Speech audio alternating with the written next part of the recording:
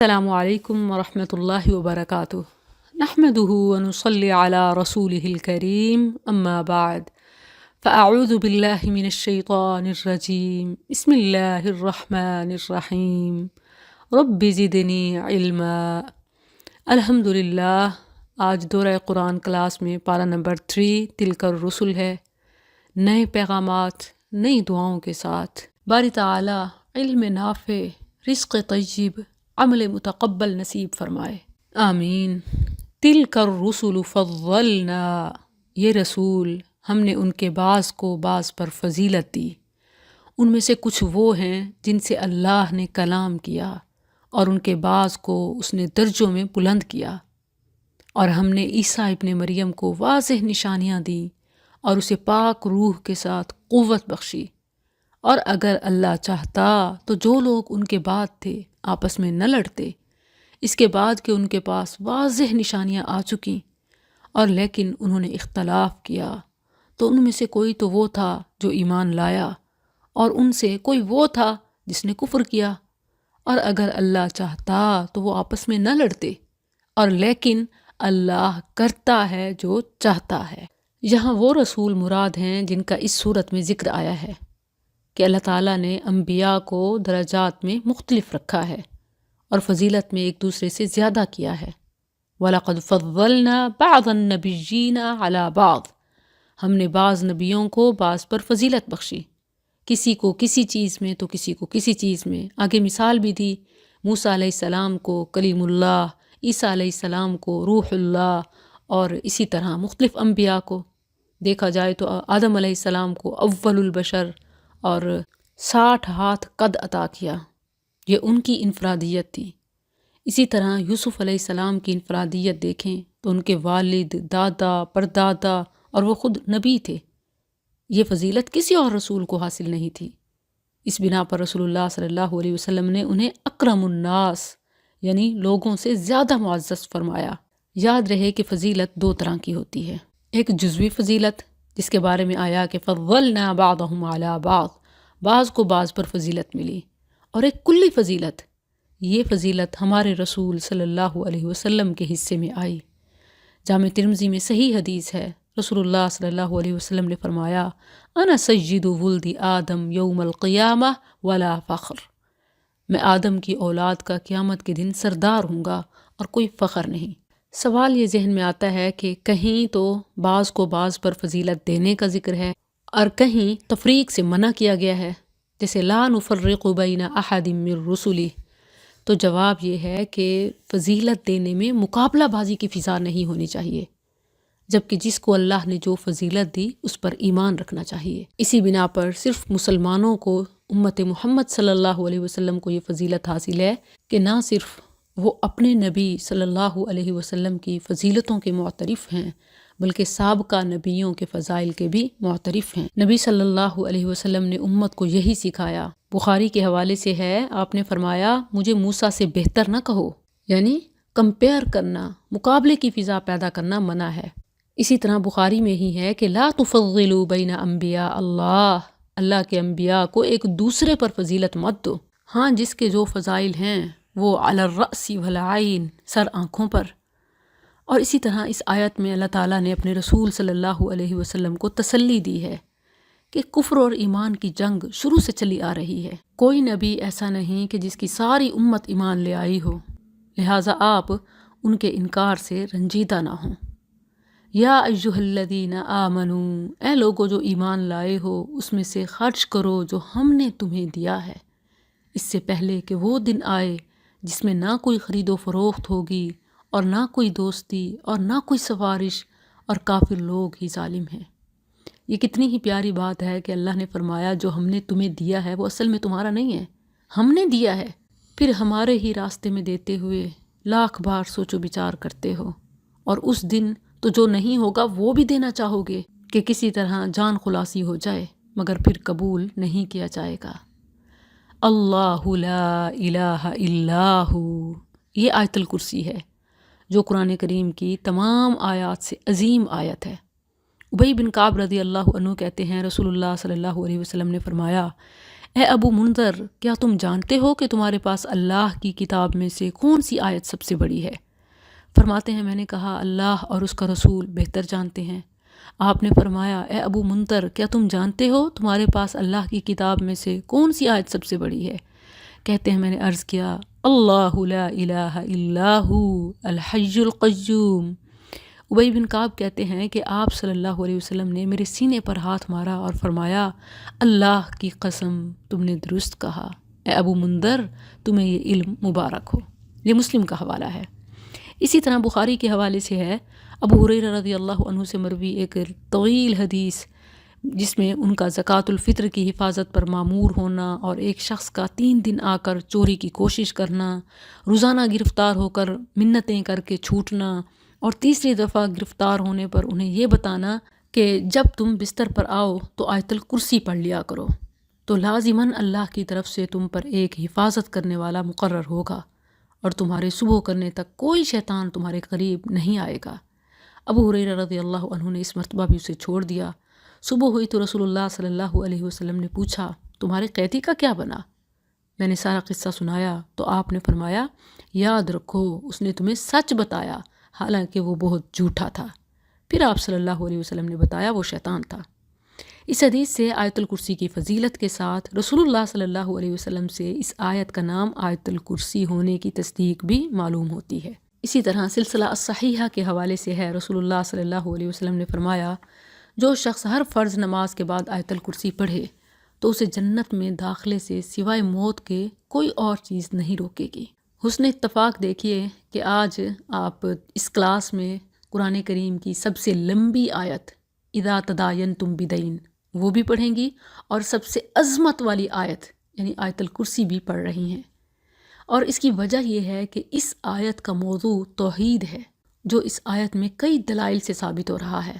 اس کے ٹاپک اور اس کے پروفز کی وجہ سے یہ قرآن کریم کی عظیم آیت ہے۔ اسی طرح آپ دیکھیں تو قرآن کریم کی سب سے چھوٹی سورت سورۃ الاخلاص تہائی قرآن کے برابر بھی اسی لیے ہے کہ وہ توحید جیسے ٹاپک پر مشتمل ہے۔ غور کیجئے اس کے ترجمے پر، اللہ وہ ہے کہ اس کے سوا کوئی معبود نہیں، زندہ ہے، ہر چیز کو قائم رکھنے والا ہے، نہ اسے کچھ اونگ پکڑتی ہے اور نہ کوئی نیند، اسی کا ہے جو کچھ آسمانوں میں اور جو کچھ زمین میں ہے۔ کون ہے وہ جو اس کے پاس اجازت کے بغیر سفارش کرے؟ جانتا ہے جو کچھ ان کے سامنے اور جو ان کے پیچھے ہے، اور وہ اس کے علم میں سے کسی چیز کا احاطہ نہیں کرتے مگر جتنا وہ چاہے۔ اس کی کرسی آسمانوں اور زمین کو سمائے ہوئے ہے اور اسے ان دونوں کی حفاظت نہیں تھکاتی، اور وہی سب سے بلند سب سے بڑا ہے۔ لا اکراہ فی الدین، دین میں کوئی زبردستی نہیں، یعنی جبرن گن پوائنٹ پر کسی کو کلمہ نہیں پڑھایا جا سکتا۔ ہاں جب کوئی کلمہ پڑھ لے تو پھر رولز اینڈ ریگولیشنز تو اس پر لاگو ہوں گے، جیسے بچوں کی تربیت میں نماز نہ پڑھنے پر سختی اور احکامات کی تعمیل کی پابندی وگرنہ شرعی سزائیں۔ قد تبین الرشد من الغی، بلا شبہ ہدایت گمراہی سے صاف واضح ہو چکی۔ پھر جو کوئی باطل معبود کا انکار کرے اور اللہ پر ایمان لائے تو یقیناً اس نے مضبوط کڑے کو تھام لیا جسے کسی صورت ٹوٹنا نہیں، اور اللہ سب کچھ سننے والا سب کچھ جاننے والا ہے۔ یعنی جس نے عقیدہ توحید اپنا لیا تو اس نے گویا مضبوط کڑے یعنی مضبوط رسی کو پکڑ لیا، جیسے اسٹریٹ رسی کو پکڑنے والا پھر کسی بھمر میں نہیں پھنستا، ایسے ہی عقیدہ توحید اپنانے والا ڈائریکٹ اعمال کی قبولیت اور رب کی رضا کو جا پہنچتا ہے۔ اللہ ولی الذین آمنوا، اللہ ان لوگوں کا دوست ہے جو ایمان لائے، وہ انہیں اندھیروں سے نکال کر روشنی کی طرف لاتا ہے، اور وہ لوگ جنہوں نے کفر کیا ان کے دوست باطل معبود ہیں، وہ انہیں روشنی سے نکال کر اندھیروں کی طرف لاتے ہیں، یہ لوگ آگ والے ہیں، وہ اس میں ہمیشہ رہنے والے ہیں۔ اس آیت میں اولیاء اللہ کی شان ہے لیکن ساتھ عمل بھی ہے کہ وہ ظلمات سے نور کا سفر کرتے ہیں اور اس میں انہیں اللہ کی مدد حاصل ہوتی ہے۔ لیکن کیا کہیں گے ان لوگوں کے بارے میں کہ جو اللہ کی نافرمانی کے کام کرتے ہیں، طہارت اور عبادت سے دور ہوتے ہیں، اور پھر مختلف جادو اور منتر کا استعمال کر کے عوام پر رعب جھاڑتے ہیں اور خود کو اولیاء کہتے ہیں۔ ان کے بارے میں بھی ہے کہ وہ نور سے ظلمات کا رخ کرنے والے ہیں اور وہ آگ والے ہیں جس میں ہمیشہ رہیں گے۔ ولی وہ نہیں جو دعویٰ کرے، ولی وہ ہے کہ جس کو دیکھ کر اللہ یاد آ جائے، یعنی نیکی کا جذبہ پیدا ہو جائے۔ الم تر الی الذی حاج ابراہیم، کیا تو نے اس شخص کو نہیں دیکھا جس نے ابراہیم سے اس کے رب کے بارے میں جھگڑا کیا، اس لیے کہ اللہ نے اسے حکومت دی تھی۔ جب ابراہیم نے کہا میرا رب وہ ہے جو زندگی بخشتا اور موت دیتا ہے، اس نے کہا میں زندگی بخشتا اور موت دیتا ہوں۔ ابراہیم نے کہا پھر میرا اللہ تو سورج کو مشرق سے لاتا ہے، پس تو اسے مغرب سے لے آ۔ تو وہ جس نے کفر کیا تھا حیرت زدہ رہ گیا، اور اللہ ظالم لوگوں کو ہدایت نہیں دیتا۔ اس بادشاہ کا نام نمرود بتایا جاتا ہے، اور پھر قصے سنائے جاتے ہیں کہ نمرود کی ناک میں مچھر گھس گیا اور 400 سال تک ہتھوڑوں سے وہ اپنے آپ کو پٹواتا رہا۔ ایسے واقعات نہ رسول اللہ صلی اللہ علیہ وسلم سے منقول ہیں نہ کسی صحابی سے۔ او کالذی مر علی قریہ، یا اس شخص کی طرح جو ایک بستی پر گزرا اور وہ اپنی چھتوں پر گری ہوئی تھی، اس نے کہا اللہ اس کو اس کے مرنے کے بعد کیسے زندہ کرے گا؟ تو اللہ نے اسے 100 سال تک موت دے دی، پھر اسے زندہ کیا۔ فرمایا تو کتنی دیر رہا ہے؟ اس نے کہا میں 1 دن یا دن کا کچھ حصہ رہا ہوں۔ فرمایا بلکہ تو 100 سال رہا ہے۔ سو اپنے کھانے اور اپنے پینے کی چیزیں دیکھ کہ بگڑی نہیں، اور اپنے گدھے کو دیکھ، اور تاکہ ہم تجھے لوگوں کے لیے ایک نشانی بنائیں، اور ہڈیوں کو دیکھ کہ ہم انہیں کیسے اٹھا کر جوڑتے ہیں، پھر ان کو گوشت پہناتے ہیں۔ پھر جب اس کے لیے خوب واضح ہو گیا تو اس نے کہا میں جانتا ہوں کہ بے شک اللہ ہر چیز پر قادر ہے۔ پہلے قصے سے توحید کا اس بات ہوتا ہے، اور اس قصے سے حشر نشر کا اس بات ہو رہا ہے۔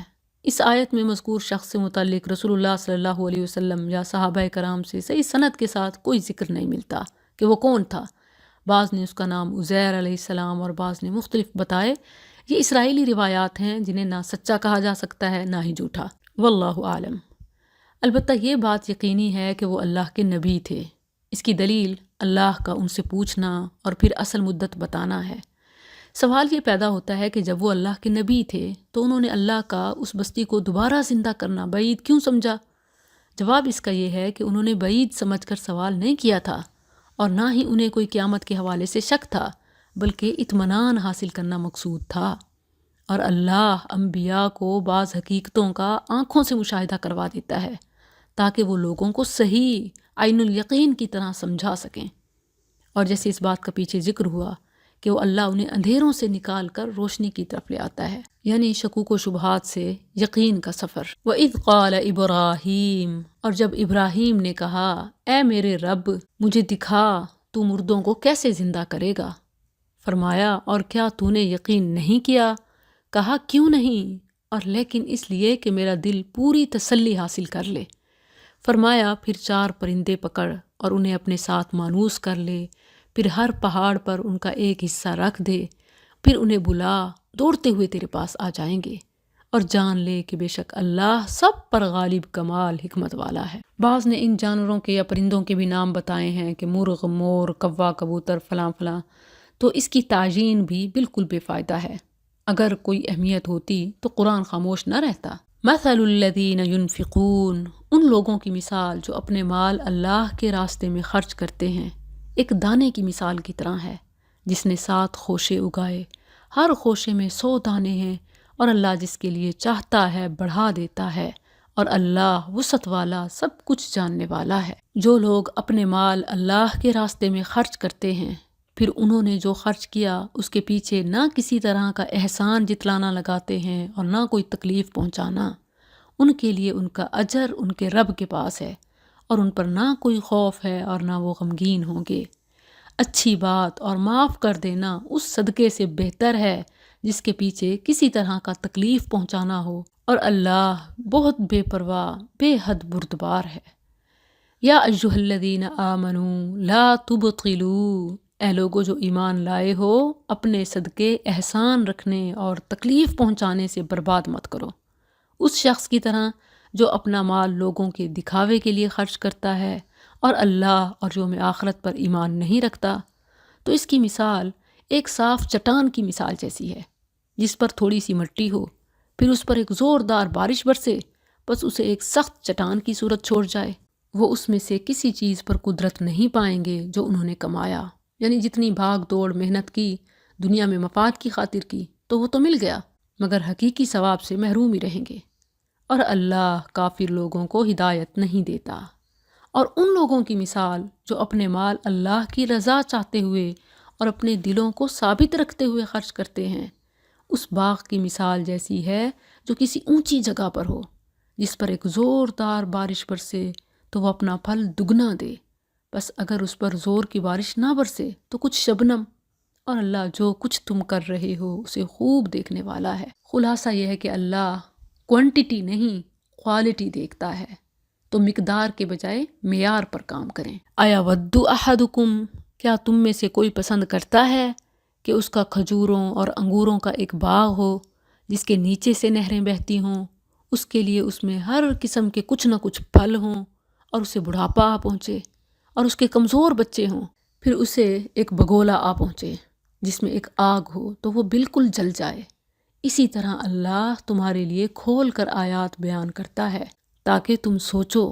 اگر ہم اکیلے بیٹھ کر ان مثالوں پر غور کریں تو پھر خرچ کرتے ہوئے ادھر ادھر کا خیال کبھی بھی ذہن میں نہ آئے، بلکہ نگاہ صرف آسمان ہی کی طرف جائے۔ یا ایھا الذین آمنو، اے لوگو جو ایمان لائے ہو، ان پاکیزہ چیزوں میں سے خرچ کرو جو تم نے کمائی ہیں، اور ان میں سے بھی جو ہم نے تمہارے لیے زمین سے نکالی ہیں، اور اس میں سے گندی چیز کا ارادہ نہ کرو جسے تم خرچ کرتے ہو، یعنی اللہ کی راہ میں دینے کے لیے کھلے اور سستے اور پرانے جو اپنے کسی کام کے نہ ہوں، صرف وہی نکالو، حالانکہ تم اسے کسی صورت لینے والے نہیں، مگر یہ کہ اس کے بارے میں آنکھیں بند کر لو اور جان لو کہ بے شک اللہ بڑا بے پرواہ بے حد خوبیوں والا ہے۔ الشیطان یعدکم الفقر، شیطان تمہیں فقر کا ڈراوا دیتا ہے اور تمہیں شرمناک بخل کا حکم دیتا ہے۔ یہی وجہ ہے کہ جب ہم نے خرچ کرنا ہو اللہ کی راہ میں تو اپنی ضروریات اور مجبوریاں یاد آ جاتی ہیں، اور اللہ تمہیں اپنی طرف سے بڑی بخشش اور فضل کا وعدہ دیتا ہے، اور اللہ وسعت والا سب کچھ جاننے والا ہے۔ تو خرچ کرتے ہوئے اچھی سے اچھی چیز اور اللہ کے وعدوں پر یقین ہونا چاہیے۔ یؤتی الحکمۃ من یشاء، دانائی عطا کرتا ہے جسے چاہتا ہے، اور جسے دانائی عطا کی جائے تو بلا شبہ اسے بہت زیادہ بھلائی دے دی گئی، اور نصیحت قبول نہیں کرتے مگر جو عقلوں والے ہیں، یعنی آخرت پر نظر عقلوں والے ہی رکھتے ہیں، بے عقل دنیا کے مفاد کو عزیز رکھتے ہیں۔ اور تم جو بھی خرچ کرو، کوئی خرچ یا نظر مانو کوئی نظر، تو بے شک اللہ اسے جانتا ہے، اور ظالموں کے لیے کوئی مدد کرنے والے نہیں۔ اگر تم صدقے ظاہر کرو تو یہ اچھی بات ہے، اور اگر انہیں چھپاؤ اور انہیں محتاجوں کو دے دو تو یہ تمہارے لیے زیادہ اچھا ہے، اور یہ تم سے تمہارے کچھ گناہ دور کرے گا، اور اللہ اس سے جو تم کر رہے ہو پوری طرح باخبر ہے۔ دونوں صورتوں میں نیت اہم ہے۔ چھپانے سے مقصود اگر ریاکاری سے بچنا ہو تو یہ افضل ہے، اور یہ صدقہ روز قیامت عرش کے سائے کا سبب ہوگا، لیکن اگر اوپن صدقے سے مقصود ترغیب دینا ہو، دوسروں کے لیے موٹیویشن ہو، تو وہ بھی اجر ہے۔ اصل چیز نیت ہے، اسی لیے فرمایا کہ اللہ پوری طرح باخبر ہے۔ لیس علیک ہداہم، تیرے ذمے انہیں ہدایت دینا نہیں، اور لیکن اللہ ہدایت دیتا ہے جسے چاہتا ہے۔ اور تم خیر میں سے جو بھی خرچ کرو گے سو تمہارے اپنے ہی لیے ہے، اور تم خرچ نہیں کرتے مگر اللہ کا چہرہ طلب کرنے کے لیے، اور تم خیر میں سے جو بھی خرچ کرو گے وہ تمہیں پورا ادا کیا جائے گا، اور تم پر ظلم نہیں کیا جائے گا۔ یہاں خیر سے مراد مال بھی ہے، اور اسی طرح ہر نیکی، کیونکہ صدقہ صرف مال کا نہیں بلکہ خوش دلی سے کی گئی ہر اطاعت کا نام ہے، پھر خواہ وہ راستے سے چیز ہٹانا ہو یا مسکرانا ہو یا ذکر و اذکار کرنا ہو۔ اور پھر یہاں اللہ کے چہرہ وجہ کا بھی ذکر ہے، اور اس پر بھی ایمان ہونا چاہیے۔ اللہ کے چہرے کا متلاشی یعنی اس کے دیدار کا طلبگار، اور دیدار اسی کو حاصل ہوگا جس کو رضا حاصل ہوگی۔ بعض لوگ اللہ کے وجہ کی صفت کا انکار کرتے ہیں، اور ہمیشہ ایسی صفات جن کا وہ انکار کرنا چاہتے ہیں اس کی تعویل کر جاتے ہیں کہ اس سے مقصود یہ ہے، اس سے مقصود یہ ہے، یعنی وجہ سے مقصود وہ رضا لے لیتے ہیں، اور جہاں صفت ید آئے وہاں وہ قدرت کا لفظ مراد لے لیتے ہیں، حالانکہ وجہ میں رضا بھی شامل ہے لیکن ترجمہ تو چہرہ ہی ہوگا، اور اس کی صفت ثابت ہے۔ اسی طرح ید میں قدرت تو آتی ہی ہے، لیکن صفت ید ہاتھ کا اس بات بھی ہوتا ہے، تو اللہ کی صفات کا انکار توحید کا انکار ہے۔ یہ صدقات ان محتاجوں کے لیے ہیں جو اللہ کے راستے میں روکے گئے ہیں، یعنی جہاد اور طلب علم نے انہیں کمائی کرنے سے روک دیا ہے۔ وہ اپنے آپ کو اللہ کی راہ میں وقف کر کے بیٹھے ہوئے ہیں، چونکہ وہ آگے بڑھ بڑھ کر سوال نہیں کرتے اور اپنی محرومیوں کا رونا نہیں روتے، تو فرمایا یحسبهم الجاہل اغنیاء من التعفف، نا واقف انہیں سوال سے بچنے کی وجہ سے مالدار سمجھتا ہے، تو انہیں ان کی علامت سے پہچان لے گا، وہ لوگوں سے لپٹ کر نہیں مانگتے، اور تم خیر میں سے جو خرچ کرو گے سو یقیناً اللہ اسے خوب جاننے والا ہے۔ اس سے پتہ چلتا ہے کہ صدقات کے مستحق جہاد کرنے والے اور اللہ کی راہ میں اپنی زندگی وقف کرنے والے ہیں۔ ہمیں اپنے صدقات، زکوٰۃ میں اہل علم اور طالب علم کو نہیں بھولنا چاہیے، تاکہ مدارس کی تعمیر تنظیم ہوتی رہے اور دین کا کلمہ بلند ہوتا رہے۔ الذین ینفقون اموالہم، وہ لوگ جو اپنے اموال رات اور دن چھپے اور کھلے خرچ کرتے ہیں، سو ان کے لیے ان کا اجر ان کے رب کے پاس ہے، اور ان پر نہ کوئی خوف ہے اور نہ وہ غمگین ہوں گے۔ الذین یأکلون الربا، وہ لوگ جو سود کھاتے ہیں کھڑے نہیں ہوں گے مگر جیسے وہ شخص کھڑا ہوتا ہے جسے شیطان نے چھو کر خبتی بنا دیا ہو، یہ اس لیے کہ انہوں نے کہا بیع تو سود ہی کی طرح ہے، حالانکہ اللہ نے بیع کو حلال کیا اور سود کو حرام کیا۔ پھر جس کے پاس اس کے رب کی طرف سے کوئی نصیحت آئے پس وہ باز آ جائے، تو جو پہلے ہو چکا وہ اسی کا ہے، اور اس کا معاملہ اللہ کے سپرد ہے، اور جو دوبارہ ایسا کرے تو وہی آگ والے ہیں، وہ اس میں ہمیشہ رہنے والے ہیں۔ یمحق اللہ الربا، اللہ سود کو مٹاتا ہے اور صدقات کو بڑھاتا ہے، اور اللہ کسی ایسے شخص سے محبت نہیں رکھتا جو سخت ناشکرا سخت گناہ گار ہو۔ یہ سود خوروں کے لیے سخت وعید ہے۔ مسلم میں جابر رضی اللہ عنہ سے مروی ہے، رسول اللہ صلی اللہ علیہ وسلم نے لعنت فرمائی سود کھانے والے پر، سود دینے والے پر، سود لکھنے والے پر، اور سودی لین دین کے گواہوں پر، اور آپ نے فرمایا وہ سب گناہ میں برابر ہیں۔ اب دیکھیے کہ ہماری معیشت کی تنزلی کی بھی یہی وجہ ہے، کیونکہ اللہ کے رسول کی لعنت ہے۔ ان الذین آمنوا وعملوا الصالحات، بے شک جو لوگ ایمان لائے اور انہوں نے نیک اعمال کیے اور نماز قائم کی اور زکوٰۃ دی، ان کے لیے ان کا اجر ان کے رب کے پاس ہے، اور ان پر نہ کوئی خوف ہے اور نہ وہ غمگین ہوں گے۔ اے لوگو جو ایمان لائے ہو، اللہ سے ڈرو اور سود میں سے جو باقی ہے چھوڑ دو اگر تم مومن ہو۔ یہاں بھی دیکھیں تو سود کو چھوڑنا ایمان کی شرط ہے، گویا جو نہیں چھوڑتا وہ ایمان سے محروم ہے۔ پھر اگر تم نے یہ نہ کیا یعنی نہ چھوڑا تو اللہ اور اس کے رسول کی طرف سے بڑی جنگ کے اعلان سے آگاہ ہو جاؤ، اور اگر توبہ کر لو تو تمہارے لیے تمہارے اصل مال ہیں، نہ تم ظلم کرو گے اور نہ تم پر ظلم کیا جائے گا، اور اگر کوئی تنگی والا ہو تو آسانی تک مہلت دینا لازم ہے، یعنی قرض میں مہلت دے دو، اس سے فائدہ نہ اٹھاؤ سود کی شکل میں، اور یہ بات کہ صدقہ کر دو تمہارے لیے بہتر ہے اگر تم جانتے ہو۔ احادیث میں اس کی بہت فضیلت آئی ہے۔ مسند احمد کے حوالے سے ہے کہ قرض چکانے کی مدت تک اسے قرض کے برابر روزانہ صدقے کا ثواب ملے گا، اور اگر قرض چکانے کی مدت کے آنے پر مہلت دے تو اسے قرض سے دگنا روزانہ صدقے کے برابر ثواب ملے گا۔ اور مسلم میں ہے آپ نے فرمایا جس نے اپنے قرض دار کو مہلت دی یا قرض معاف کر دیا تو اللہ اسے قیامت کے دن اپنا سایہ عطا فرمائے گا۔ واتقوا یوما، اور اس دن سے ڈرو جس میں تم اللہ کی طرف لوٹائے جاؤ گے، پھر ہر شخص کو پورا دیا جائے گا جو اس نے کمایا، اور ان پر ظلم نہیں کیا جائے گا۔ اے لوگو جو ایمان لائے ہو، جب آپس میں ایک مقرر مدت تک قرض کا لین دین کرو تو اسے لکھ لو، اور ایک لکھنے والا تمہارے درمیان انصاف کے ساتھ لکھے، اور کوئی لکھنے والا اس سے انکار نہ کرے کہ لکھے جیسے اللہ نے اسے سکھایا ہے، سو اسے لازم ہے کہ لکھ دے، اور وہ شخص لکھوائے جس کے ذمے حق یعنی قرض ہو، اور اللہ سے ڈرے جو اس کا رب ہے، اور اس میں سے کچھ بھی کم نہ کرے۔ پھر اگر وہ شخص جس کے ذمے حق یعنی قرض ہے بے سمجھ یا کمزور ہے یا وہ طاقت نہیں رکھتا کہ خود لکھوائے تو اس کا ولی انصاف کے ساتھ لکھوا دے، اور اپنے مردوں میں سے 2 گواہوں کو گواہ بنا لو، پھر اگر 2 مرد نہ ہوں تو 1 مرد اور 2 عورتیں، ان لوگوں میں سے جنہیں تم گواہوں میں سے پسند کرتے ہو، اس لیے کہ دونوں میں سے ایک بھول جائے تو ان میں سے ایک دوسری کو یاد دلا دے، اور گواہ جب بھی بلائے جائیں انکار نہ کریں، اور اس سے مت اکتاؤ کہ وہ چھوٹا معاملہ ہو یا بڑا کہ اسے اس کی مدت تک لکھو۔ یہ کام اللہ کے نزدیک زیادہ انصاف والا اور شہادت کو زیادہ درست رکھنے والا ہے، اور زیادہ قریب ہے کہ تم شک میں نہ پڑو، مگر یہ کہ نقد سودا ہو جسے تم آپس میں لیتے دیتے ہو تو تم پر کوئی گناہ نہیں کہ اسے نہ لکھو، اور جب آپس میں خرید و فروخت کرو تو گواہ بنا لو، اور نہ کسی لکھنے والے کو تکلیف دی جائے اور نہ کسی گواہ کو، اور اگر ایسا کرو گے تو بلا شبہ یہ تم میں پائی جانے والی بہت بڑی نافرمانی ہے، اور اللہ سے ڈرو، اور اللہ تمہیں سکھاتا ہے، اور اللہ ہر چیز کو خوب جاننے والا ہے۔ اس آیت کو آیت الدین یا آیت المداینہ کہا جاتا ہے۔ یہ قرآن کی سب سے لمبی آیت ہے۔ جب سود حرام کیا گیا تو قرض کا صحیح طریقہ بیان کرنا ضروری تھا۔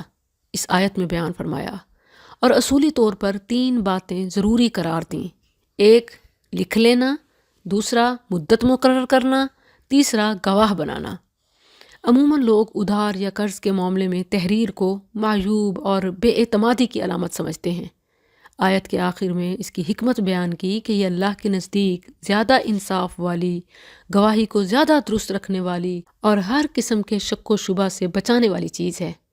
اس بنا پر ایسے معاملات میں اس قسم کی احتیاط مناسب ہے تاکہ آئندہ جھگڑا پیدا نہ ہو۔ اس حوالے سے میں ایک ذاتی تجربہ بھی شیئر کرنا چاہوں گی کہ بڑی ہی ایک اعتماد والی اور قریبی ایک دینی دوست تھی، جس کے اعتماد کی بنا پر میں نے اس کو لکھنے میں سستی کی، تو بعد میں کچھ ہی عرصہ گزرا جب میں نے اپنی مطلوبہ رقم کی ڈیمانڈ کی تو وہ منکر ہو گئی، یعنی نہ صرف دینے سے انکار کیا بلکہ لینے کا بھی انکار کر دیا کہ میں نے تو لیا ہی نہیں تھا۔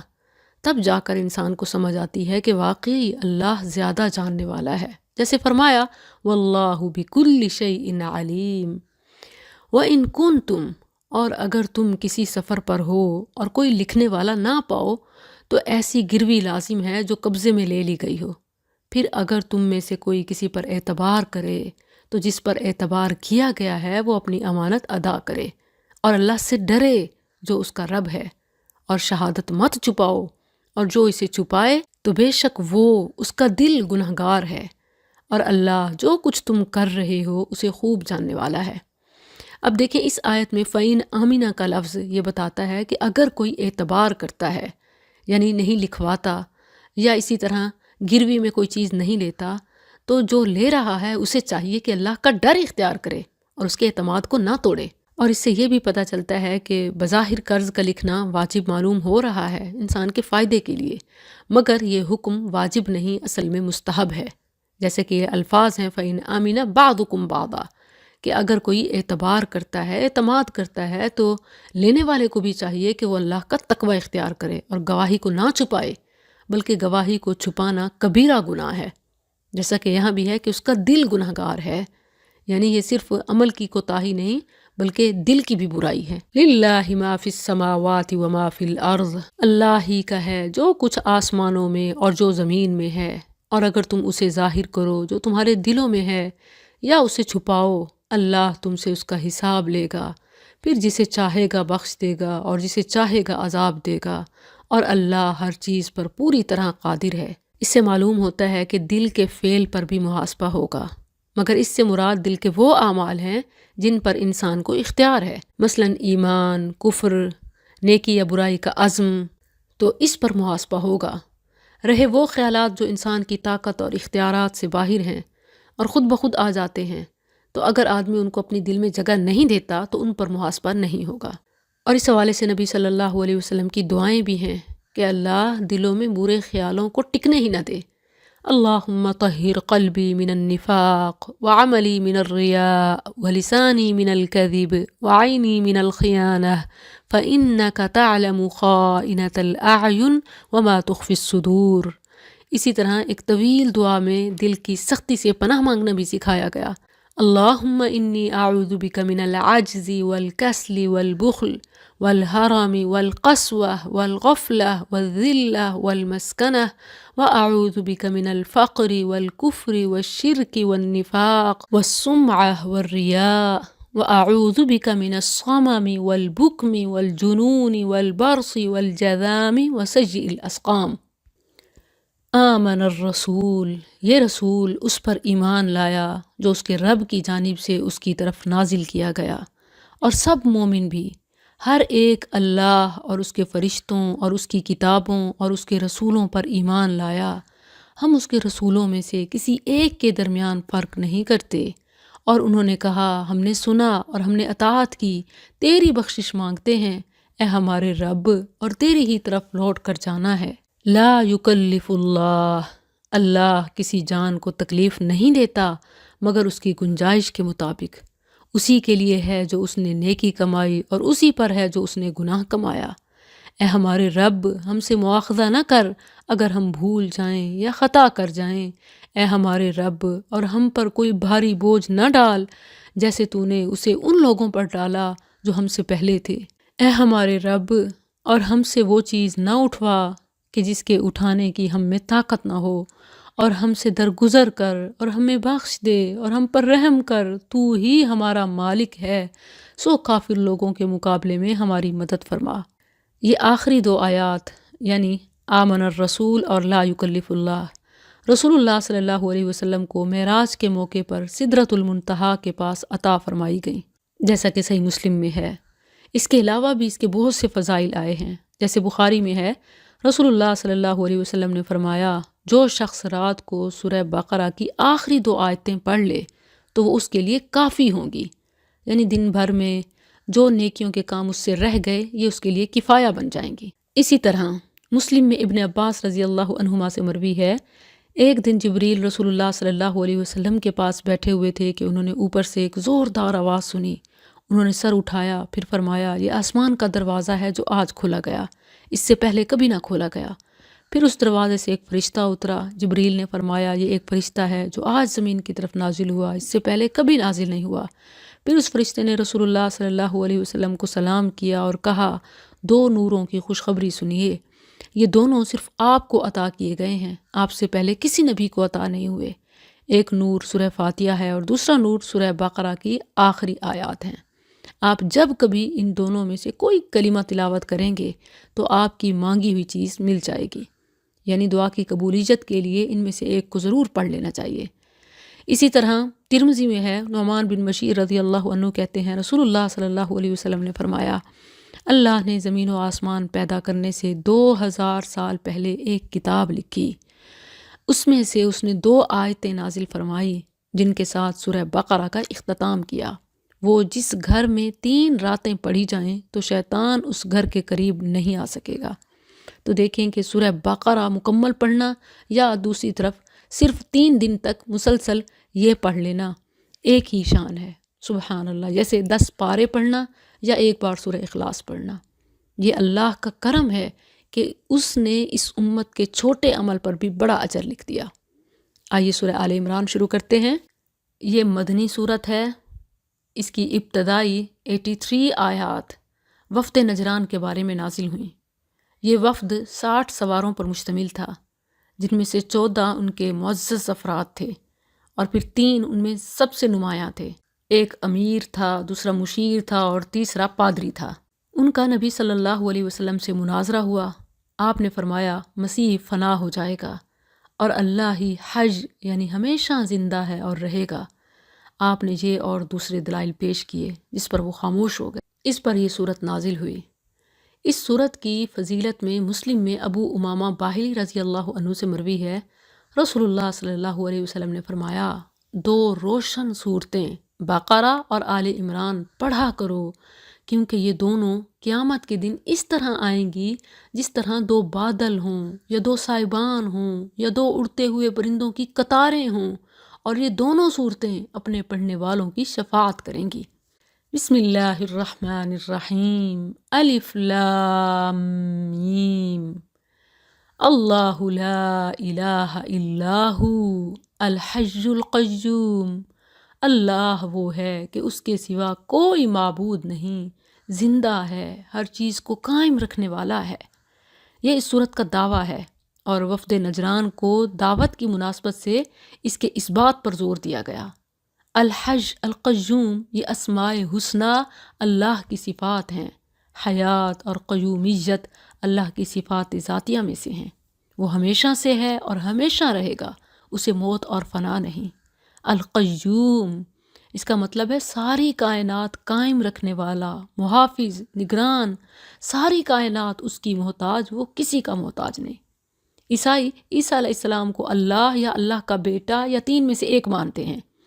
گویا ان سے کہا جا رہا ہے کہ جب عیسیٰ علیہ السلام اللہ کی مخلوق ہیں، وہ ماں کے پیٹ سے پیدا ہوئے اور ان کی پیدائش کا زمانہ بھی کائنات کے پیدا ہونے سے بہت بعد کا ہے، پھر ان پر موت بھی آئے گی اور عیسائیوں کے بقول تو آ چکی ہے۔ تو جب نہ ان کی حیات ہمیشہ، نہ انہیں قیومیت حاصل، تو وہ اللہ یا اللہ کا بیٹا کیسے بن گیا؟ نزل علیک الکتاب، اس نے تجھ پر یہ کتاب یعنی قرآن حق کے ساتھ اتاری۔ اس کی تصدیق کرنے والی ہے جو اس سے پہلے ہے، اور اس نے تورات اور انجیل اتاری اس سے پہلے لوگوں کی ہدایت کے لیے، اور اس نے حق و باطل میں فرق کرنے والی کتاب اتاری۔ بے شک جن لوگوں نے اللہ کی آیات کا انکار کیا ان کے لیے بہت سخت عذاب ہے، اور اللہ سب پر غالب بدلہ لینے والا ہے۔ بے شک اللہ وہ ہے جس پر کوئی چیز نہ زمین میں چھپی رہتی ہے اور نہ آسمان میں۔ وہی ہے جو رحموں میں تمہاری صورت بناتا ہے جس طرح چاہتا ہے، اس کے سوا کوئی معبود نہیں، سب پر غالب کمال حکمت والا ہے۔ یہ اللہ کی حمد کی بہترین ترجمانی ہے، اور حمد دعا کی مقبولیت سے بھی زیادہ مؤثر ہے۔ یعنی دعا مانگنے والا جو دل میں آتا ہے مانگتا ہے، پوری ہوتی ہے، اور اللہ کی حمد بیان کرنے والے کو اللہ کی شان سے عطا ہوتی ہے۔ هو الذی انزل علیک الکتاب، وہی ہے جس نے تجھ پر یہ کتاب اتاری، جس میں سے کچھ آیات محکم ہیں، یعنی معنی واضح صاف معلوم ہو رہا ہے، حلال یا حرام۔ وہی کتاب کی اصل ہیں، اور کچھ دوسری کئی معنوں میں ملتی جلتی ہیں، یعنی بہت سے معنی ہو سکتے ہیں۔ پھر جن لوگوں کے دلوں میں تو کجی ہے، وہ اس میں سے ان کی پیروی کرتے ہیں جو کئی معنوں میں ملتی جلتی ہیں، فتنے کی تلاش کے لیے اور ان کی اصل مراد کی تلاش کے لیے۔ یعنی اصل معنی کی تلاش کی آڑ میں من مانا مانا چاہتے ہیں، حالانکہ ان کی اصل مراد نہیں جانتا مگر اللہ۔ اور جو علم میں پختہ ہیں وہ کہتے ہیں ہم اس پر ایمان لائے، سب ہمارے رب کی طرف سے ہے، اور نصیحت قبول نہیں کرتے مگر جو عقلوں والے ہیں۔ اب دیکھیے تو اللہ کی صفات اس کے حوالے سے جیسے صفت ید ہے اور قدرت بھی ثابت ہے، تو جو لفظ آیا اس کا ویسے ترجمہ کیا جائے، اس پر ایمان رکھا جائے اور کیفیت کو اللہ کے سپرد کر دیا جائے، مگر بجائے اس کے کہ وہ ایمان لائیں، اقرار کریں، الٹا انکار ہی کر دیتے ہیں۔ اب اس آیت سے ان کا غلط ہونا قطعی طور پر ثابت ہو جاتا ہے، کیونکہ اہل علم کا یہ شیوا نہیں ہے۔ وہ تو کہتے ہیں جو ذکر ہوا اس پر ایمان ہے اور کیفیت ہمارے رب کے سپرد ہے۔ آگے اس کی دعا بھی ہے، ربنا لا تزغ قلوبنا، اے ہمارے رب ہمارے دل ٹیڑھے نہ کر اس کے بعد کہ تو نے ہمیں ہدایت دی، اور ہمیں اپنے پاس سے رحمت عطا فرما، بے شک تو ہی بے حد عطا کرنے والا ہے۔ اے ہمارے رب بے شک تو سب لوگوں کو اس دن کے لیے جمع کرنے والا ہے جس میں کوئی شک نہیں، بے شک اللہ وعدے کی خلاف ورزی نہیں کرتا۔ اس حوالے سے نبی صلی اللہ علیہ وسلم کی سکھائی ہوئی بلکہ بچوں کو دی ہوئی دعائیں ہیں۔ بڑے تو یہ مانگتے ہیں، بچوں کے لیے بھی یہ دعا کریں، جیسے رسول اللہ صلی اللہ علیہ وسلم نے ابن عباس رضی اللہ عنہما کے لیے دعا فرمائی، اللہم فقہہ فی الدین وعلمہ التأویل، اے اللہ اسے دین میں سمجھ عطا فرما اور اسے تعویل کا علم عطا فرما۔ آج بھی دیکھیں کہ دین بیزاری اور الہادیت اس قدر ہے کہ بچے متشابہات کا شکار ہو گئے، تو ان کے لیے یوں دعا مانگیں، اللہم فقہہ فی الدین وعلمہ التأویل۔ اور یہ دو آیات بھی بہترین ہیں، ربنا لا تزغ قلوبنا اور ربنا انک جامع الناس۔ مزید ام سلمہ رضی اللہ عنہ کہتی ہیں کہ رسول اللہ صلی اللہ علیہ وسلم خود اپنے دل کے بارے میں یہ اکثر مانگا کرتے، یا مقلب القلوب ثبت قلبی علی دینک، اے دلوں کو پھیرنے والے میرے دل کو اپنے دین پر ثابت رکھ۔ ان الذین کفروا، بے شک جن لوگوں نے کفر کیا، ان کے مال اور ان کی اولاد انہیں اللہ کی پکڑ سے ہرگز کچھ کام نہ آئیں گے، اور وہی آگ کا ایندھن ہے۔ ان کا حال فرعون کی قوم اور ان لوگوں کے حال کی طرح ہے جو ان سے پہلے تھے۔ انہوں نے ہماری آیات کو جھٹلایا تو اللہ نے انہیں ان کے گناہوں کی وجہ سے پکڑ لیا، اور اللہ بہت سخت عذاب والا ہے۔ ان لوگوں سے کہہ دے جنہوں نے کفر کیا کہ تم جلد ہی مغلوب کیے جاؤ گے اور جہنم کی طرف اکٹھے کیے جاؤ گے، اور وہ برا ٹھکانہ ہے۔ یقیناً تمہارے لیے ان دو جماعتوں میں عظیم نشانی تھی جو ایک دوسرے کے مقابلے میں آئیں۔ ایک جماعت اللہ کے راستے میں لڑتی تھی اور دوسری کافر تھی۔ یہ ان کو آنکھوں سے دیکھتے ہوئے اپنے سے دگنا دیکھ رہے تھے، اور اللہ جسے چاہتا ہے اپنی مدد کے ساتھ قوت بخشتا ہے۔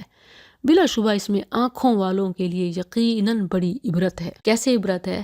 کیونکہ یہ آیت معرکہ بدر سے پہلے نازل ہوئی، جس میں یہودی کافروں کے مغلوب اور جہنم واصل ہونے کی خبر ہے، جو بعد میں سچ ثابت ہوا۔ تو یہ رسول اللہ صلی اللہ علیہ وسلم کی رسالت، نبوت اور قرآن کی حقانیت کی دلیل ہے۔ زُجِّنَ لِلنَّاسِ، لوگوں کے لیے نفسانی خواہشوں کی محبت مزین کی گئی ہے، جو عورتیں اور بیٹے اور سونے اور چاندی کے جمع کیے ہوئے خزانے اور نشان لگائے ہوئے گھوڑے اور مویشی اور کھیتی ہیں، یہ دنیا کی زندگی کا سامان ہے، اور اللہ ہی ہے جس کے پاس اچھا ٹھکانہ ہے۔ قُلْ أَؤُنَبِّئُكُمْ، کہہ دے کیا میں تمہیں اس سے بہتر چیز بتاؤں؟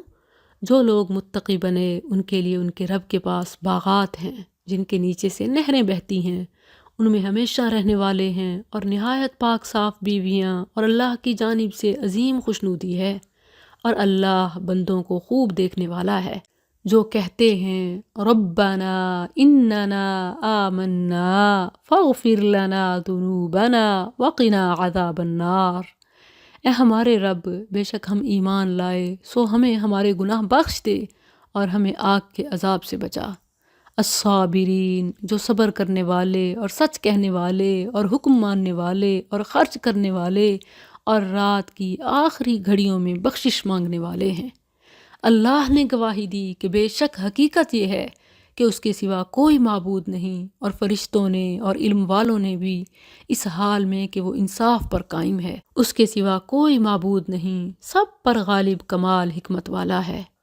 بے شک دین اللہ کے نزدیک اسلام ہی ہے، اور وہ لوگ جنہیں کتاب دی گئی انہوں نے اختلاف نہیں کیا مگر اس کے بعد کہ ان کے پاس علم آ چکا، آپس میں ضد کی وجہ سے۔ اور جو اللہ کی آیات کا انکار کرے تو بے شک اللہ بہت جلد حساب لینے والا ہے۔ پھر اگر وہ تجھ سے جھگڑا کریں تو کہہ دے میں نے اپنا چہرہ اللہ کے تابع کر دیا، اور اس نے بھی جس نے میری پیروی کی، اور ان لوگوں سے جنہیں کتاب دی گئی ہے اور ان پڑھ لوگوں سے کہہ دے کیا تم تابع ہو گئے؟ بس اگر وہ تابع ہو جائیں تو بے شک ہدایت پا گئے، اور اگر وہ منہ پھیر لیں تو تیرے ذمے صرف پہنچا دینا ہے، اور اللہ بندوں کو خوب دیکھنے والا ہے۔ ان الذین یکفرون، بے شک جو لوگ اللہ کی آیات کا انکار کرتے ہیں اور نبیوں کو کسی حق کے بغیر قتل کرتے ہیں، اور لوگوں میں سے جو انصاف کرنے کا حکم دیتے ہیں انہیں قتل کرتے ہیں، سو انہیں ایک دردناک عذاب کی خوشخبری سنا دے۔ یہی وہ لوگ ہیں جن کے اعمال دنیا اور آخرت میں ضائع ہو گئے، اور ان کی مدد کرنے والے کوئی نہیں۔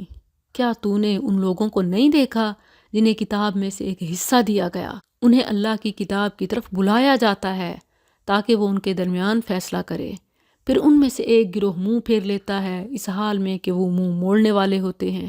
یہ اس لیے کہ بے شک انہوں نے کہا ہمیں آگ ہرگز نہ چھوئے گی مگر چند گنے ہوئے دن، اور انہیں ان کے دین میں ان باتوں نے دھوکہ دیا جو وہ گھڑا کرتے تھے۔ پھر کیا حال ہوگا جب ہم انہیں اس دن کے لیے جمع کریں گے جس میں کوئی شک نہیں، اور ہر جان کو پورا دیا جائے گا جو اس نے کمایا، اور ان پر ظلم نہیں کیا جائے گا۔ کہہ دے اللہم مالک الملک، اے اللہ بادشاہی کے مالک، تو جسے چاہے بادشاہی دیتا ہے اور جس سے چاہے بادشاہی چھین لیتا ہے، اور جسے چاہے عزت دیتا ہے اور جسے چاہے ذلیل کر دیتا ہے۔ تیرے ہی ہاتھ میں ہر بھلائی ہے، بے شک تو ہر چیز پر پوری طرح قادر ہے۔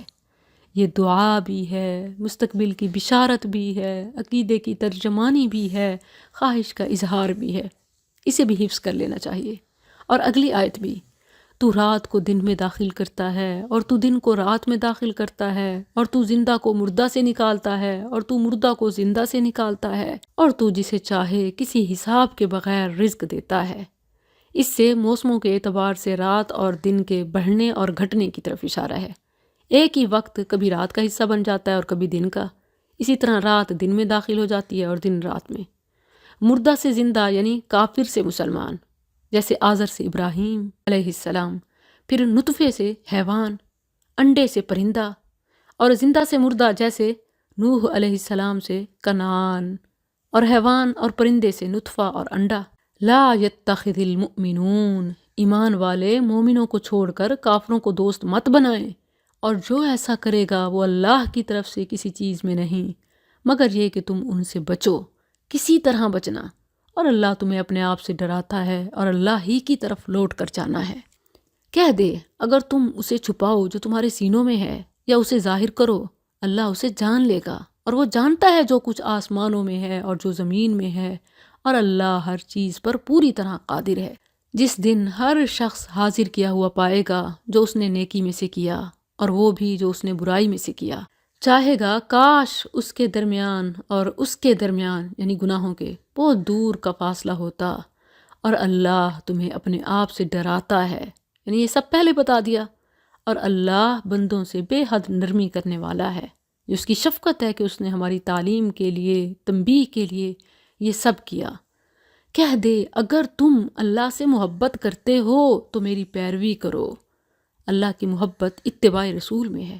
اللہ تم سے محبت کرے گا اور تمہیں تمہارے گناہ بخش دے گا، اور اللہ بے حد بخشنے والا نہایت مہربان ہے۔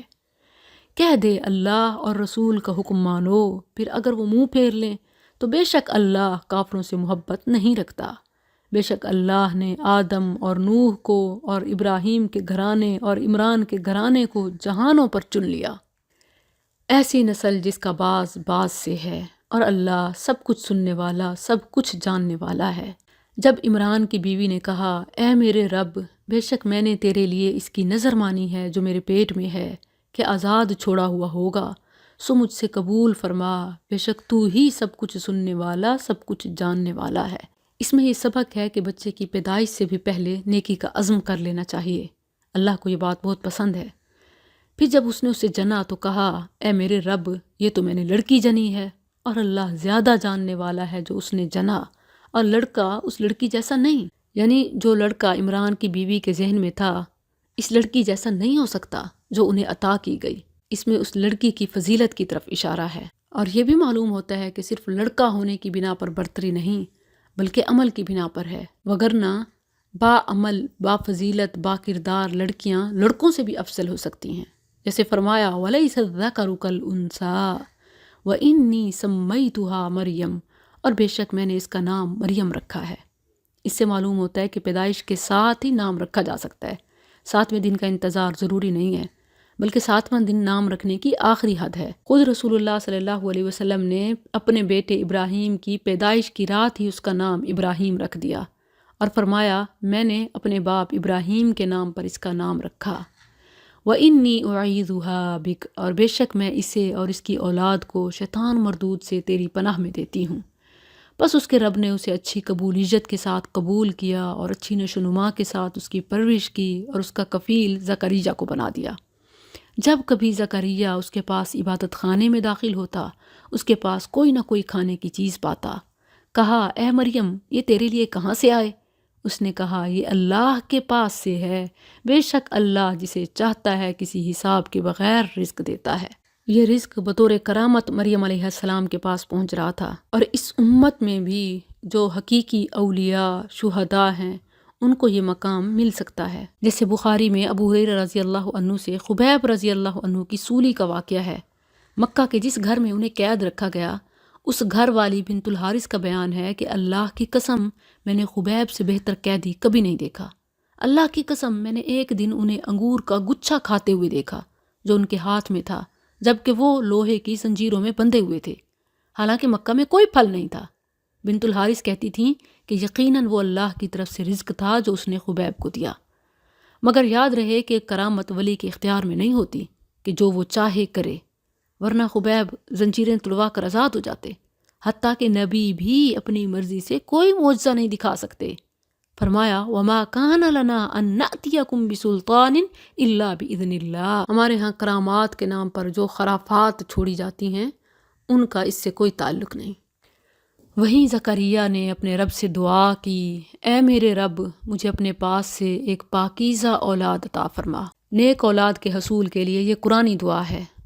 فنادتہ الملائکہ، تو فرشتوں نے اسے آواز دی جب کہ وہ عبادت خانے میں کھڑا نماز پڑھ رہا تھا کہ بے شک اللہ تجھے یحییٰ کی بشارت دیتا ہے، جو اللہ کے ایک کلمے عیسیٰ علیہ السلام کی تصدیق کرنے والا اور سردار اور اپنے آپ پر بہت ضبط رکھنے والا اور نیک لوگوں میں سے نبی ہوگا۔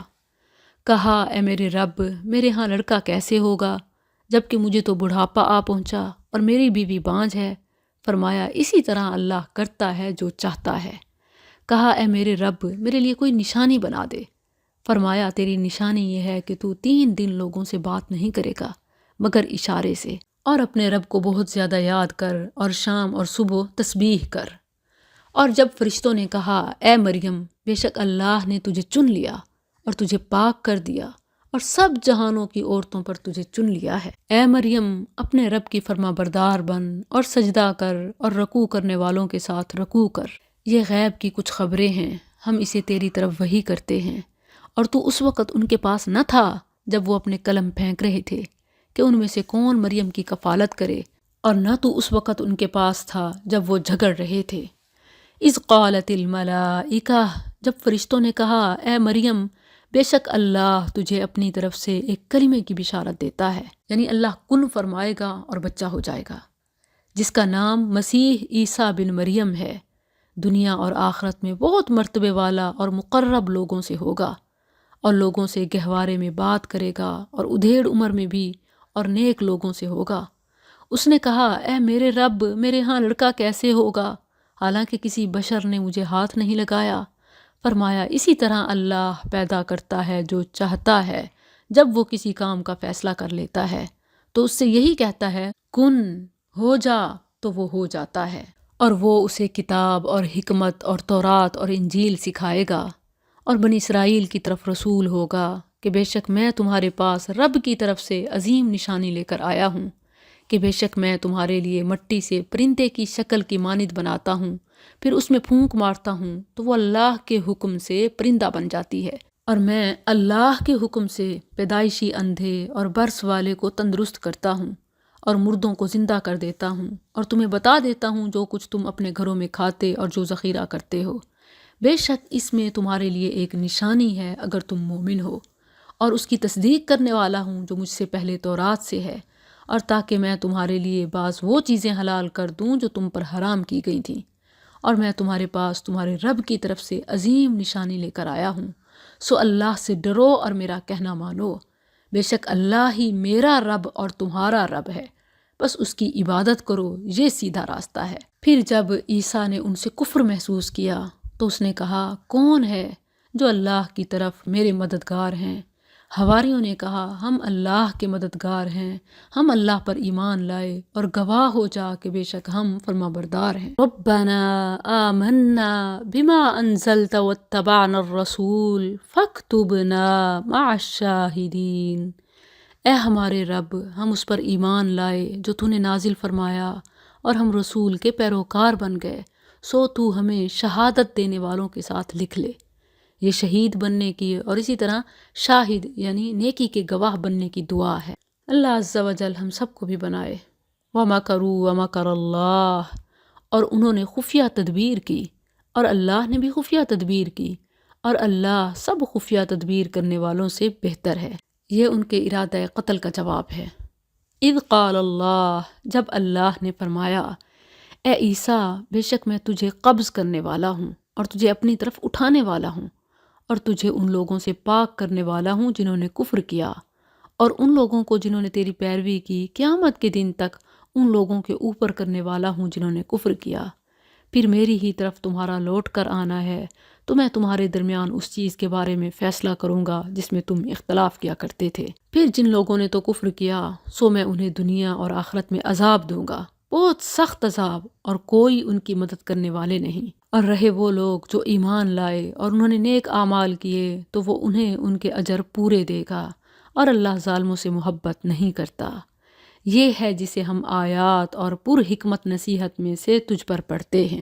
ان مثل عیسیٰ، بے شک عیسیٰ کی مثال اللہ کے نزدیک آدم کی مثال کی طرح ہے کہ اسے تھوڑی سی مٹی سے بنایا، پھر اسے فرمایا ہو جا، سو وہ ہو جاتا ہے۔ یہ حق تیرے رب کی طرف سے ہے، سو تو شک کرنے والوں سے نہ ہو۔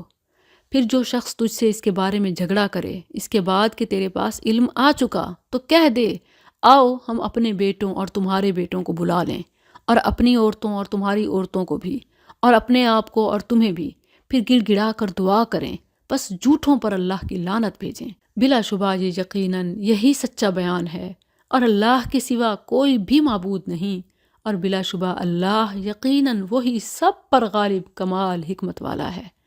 پھر اگر وہ پھر جائیں تو بے شک اللہ فساد کرنے والوں کو خوب جاننے والا ہے۔ سورت کے شروع سے لے کر یہاں تک اللہ تعالیٰ کی توحید، مسیح علیہ السلام کی ولادت کا بیان اور ان کا اللہ یا اللہ کا بیٹا نہ ہونا زبردست علمی دلائل کے ساتھ بیان ہوا۔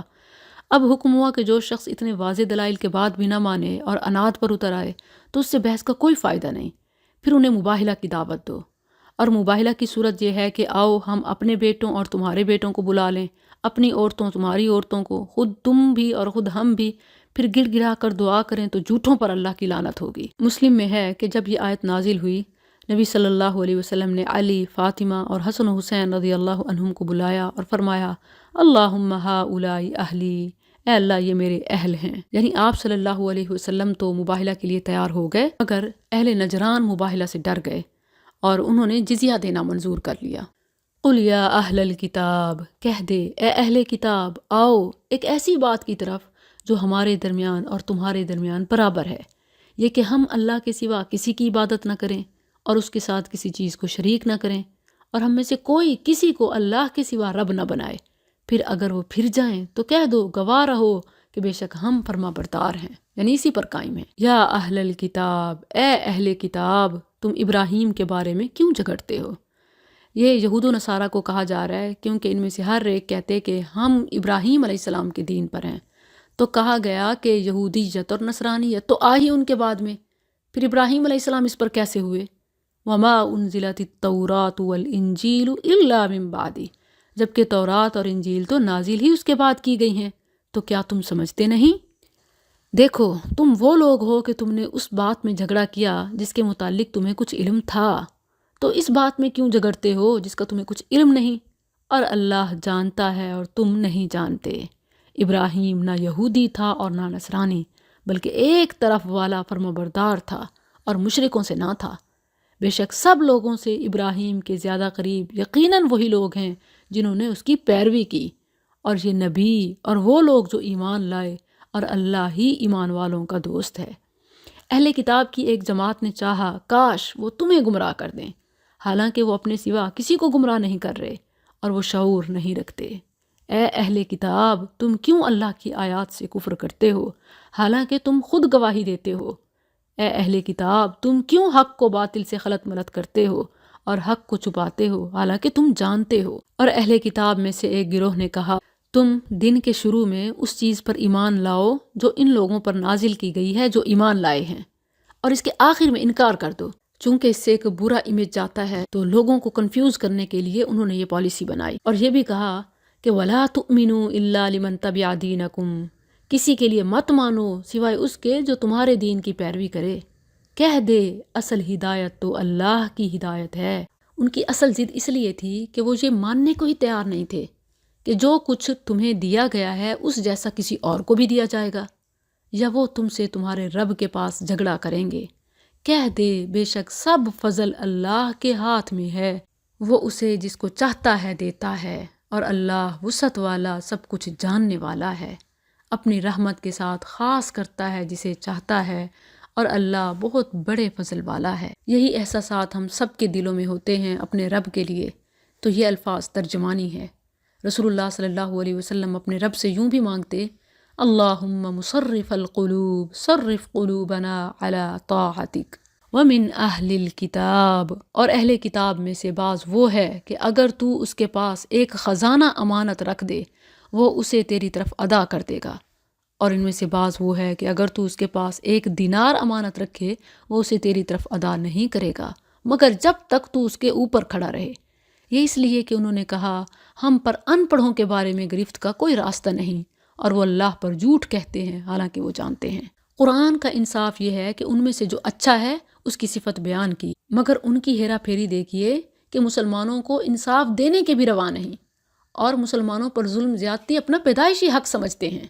اور یہ صرف اس دور کی بات نہیں بلکہ آج بھی ایسا ہے، بلکہ ان کے عدالتی قوانین میں یہ بات واضح طور پر رقم ہے کہ اگر کسی یہودی نصرانی کے مقابلے میں مسلمان آ جائے اور سچا بھی ہو، پھر بھی مسلمان کو اس کے اسلام کی بنا پر محروم ہی رکھا جائے۔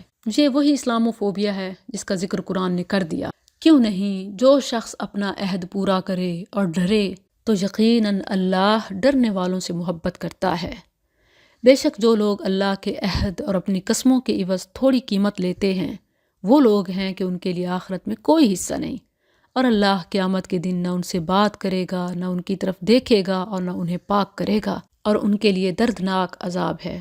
مسلم میں نبی صلی اللہ علیہ وسلم کا فرمان ہے کہ 3 ایسے اشخاص ہیں جن سے نہ تو اللہ کلام کرے گا، نہ قیامت کے دن ان کی طرف دیکھے گا، اور نہ ان کو پاک کرے گا۔ ایک اپنے کپڑے کو لٹکانے والا، یعنی مرد ٹخنوں سے نیچے، اور دوسرا احسان کر کے جتلانے والا، اور تیسرا اپنے سامان کو جھوٹی قسم کے ساتھ بیچنے والا۔ العیاذ باللہ۔ وَإِنَّ مِنْهُمْ، اور بے شک ان میں سے یقیناً کچھ لوگ ایسے ہیں جو کتاب پڑھنے کے ساتھ اپنی زبانیں مروڑتے ہیں تاکہ تم اسے کتاب میں سے سمجھو، حالانکہ وہ کتاب میں سے نہیں، اور کہتے ہیں یہ اللہ کی طرف سے ہے، حالانکہ وہ اللہ کی طرف سے نہیں، اور اللہ پر جھوٹ کہتے ہیں حالانکہ وہ جانتے ہیں۔ کسی بشر کا حق نہیں کہ اللہ اسے کتاب، حکم اور نبوت دے، پھر وہ لوگوں سے کہے کہ اللہ کو چھوڑ کر میرے بندے بن جاؤ، اور لیکن رب والے بنو، اس لیے کہ تم کتاب سکھایا کرتے تھے، اور اس لیے کہ تم پڑھا کرتے تھے۔ اللہ نے نبیوں کو بھی یہ اجازت نہیں دی کہ وہ لوگوں کو اپنی طرف مائل کریں۔ یہاں تو مریدین اپنے اپنے اماموں اور پیروں فقیروں کے کلمے پڑھتے نظر آتے ہیں۔ وَلَا يَأْمُرَكُمْ، اور نہ یہ حق ہے کہ تمہیں حکم دے کہ فرشتوں اور نبیوں کو رب بنا لو۔ کیا وہ تمہیں کفر کا حکم دے گا اس کے بعد کہ تم مسلم ہو؟ اور جب اللہ نے سب نبیوں سے پختہ عہد لیا کہ میں کتاب و حکمت میں سے جو کچھ تمہیں دوں، پھر تمہارے پاس کوئی رسول آئے جو اس کی تصدیق کرنے والا ہو جو تمہارے پاس ہے، تو اس پر ضرور ایمان لاؤ گے اور ضرور اس کی مدد کرو گے۔ فرمایا کیا تم نے اقرار کیا اور اس پر میرا بھاری عہد قبول کیا؟ انہوں نے کہا ہم نے اقرار کیا۔ فرمایا تو گواہ رہو اور تمہارے ساتھ میں بھی گواہوں سے ہوں۔ اس آیت کی روح سے رسول اللہ صلی اللہ علیہ وسلم کی اتباع تمام پر واجب ہے، اور آپ کے بعد پہلوں میں سے کسی نبی کی اتباع جائز نہیں۔ فمن تولا، پھر جو اس کے بعد پھر جائے تو یہی لوگ نافرمان ہیں۔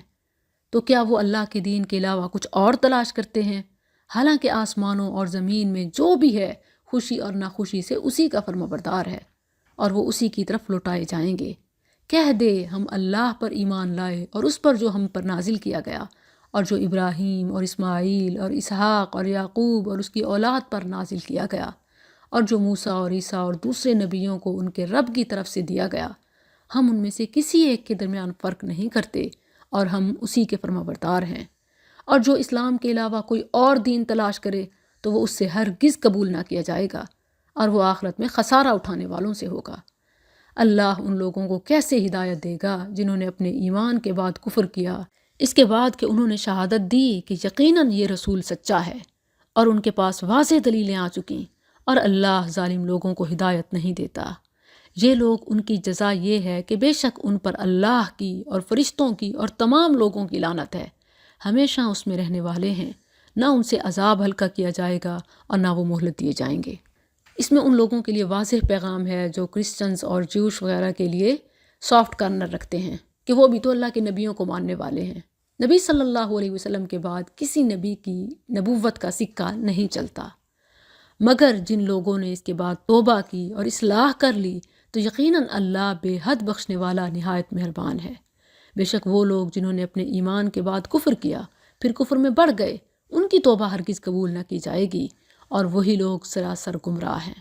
بے شک وہ لوگ جنہوں نے کفر کیا اور اس حال میں مر گئے کہ وہ کافر تھے، سو ان کے کسی ایک سے زمین بھرنے کے برابر سونا ہرگز قبول نہ کیا جائے گا، خواہ وہ اسے فدیے میں دے۔ پارے کا آغاز بھی اسی سے ہوا کہ اس دن سے پہلے جس دن ذرہ بھی قبول نہ کیا جائے گا، اللہ کی راہ میں خرچ کر لو، اور اب اختتام بھی اسی بات پر ہوا کہ اگر پہاڑ بھر بھی اس دن دو، زمین بھر بھی سونا دو تو قبول ہرگز نہ کیا جائے گا۔ اولئک لہم عذاب علیم، یہ لوگ ہیں کہ جن کے لیے دردناک عذاب ہے اور ان کے لیے کوئی مدد کرنے والے نہیں۔